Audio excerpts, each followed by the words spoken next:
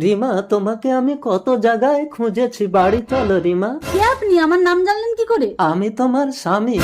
রিমা, এই বুড়োটা তোর বল? না না পূজা, আমি এনাকে চিনি না। কাকু, আপনার কোথাও ভুল হচ্ছে, আমার এখনো বিয়েই হয়নি। আমার সাথে তোমার বিয়ে হয়েছিল, তুমি কথা দিয়েছিলে জনম জনম আমার সাথে থাকবে। ও যে আপনাকে বিয়ে করেছিল, কি প্রমাণ আছে আপনার কাছে?